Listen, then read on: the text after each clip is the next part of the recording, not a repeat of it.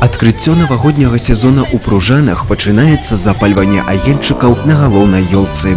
Яркую інтэрактыўную шоу-праграму сёлета назвалі «Новы Гоу». Запрасілі на яе дзяцей і дарослых, казачных персанажаў і, вядома, рамеснікаў. Каб пазнаёміць гараджан і гасцей са сваёй творчасцю, якой займаецца ўжо 15 гадоў, Вольга Жыгала упершыню прыехала ў Пружаны ажно з Гродна. Мы узнали, что сегодня открытие елки, и решила порадовать своими Дедом Морозами.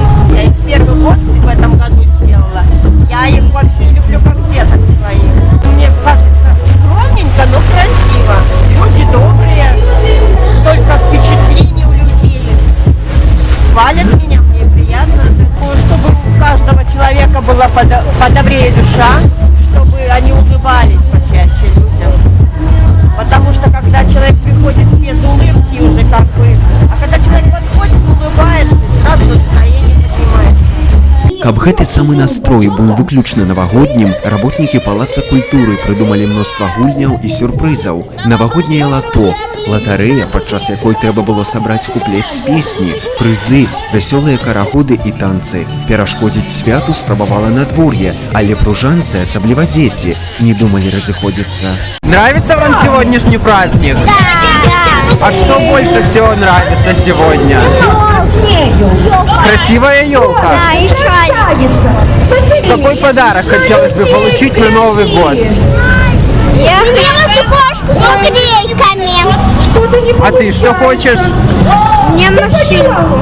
Там все были красивыми люди. Что же случилось? Все получили подарки. Мы каждый год приезжаем на открытие елки. Праздник хороший. Несмотря на плохую погоду, на холод, много людей собралось. Коллективы хорошо подготовлены. Присутствует много Деда Мороза, ребенок доволен. А вось для Бабы-Ягі і Васілісы пераднавагодні час стаў нагодай для шкодніцтва. Что у нас сейчас за порядки?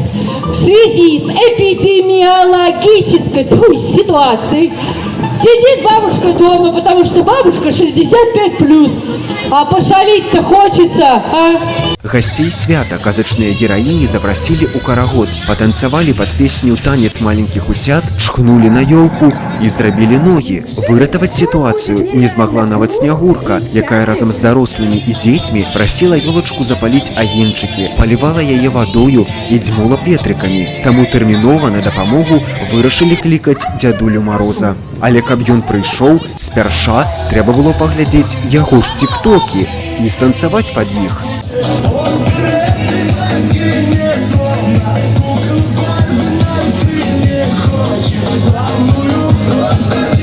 Калі дзядулю Мароза ўсё ж дачакаліся, ён паведаміў, што затрымаўся, бо рабіў прышчэпку ад ковіду. Зразумела, што за фокусы дасталася Бабе-Ягі і Васілісы, а галоўны зімовы чараўнік нарэшце запаліў сімвал надыходзячага свята. Не маглі адпусціць дзядулю Мароза і Снягурку без віншаванняў для пружанцаў і мы. Пусть Новый год, а ныне это будет уже год тигра, принесет вам удачу, успехи, благополучие, здоровье, счастье, уют и тепло в ваших домах. Пускай в вашей жизни будет только удача, любовь и гармония. Берегите себя, своих близких, дорожите родными и любимыми. Удачи вам в новом 2022 году! С наступающим праздником вас, дорогие друзья! Будьте счастливы! Далучаецца да святочных віншаванняў і сімвал Новага года – тыгр, які прыехаў з Мураўскага сельскага дома культуры. Желаю счастья!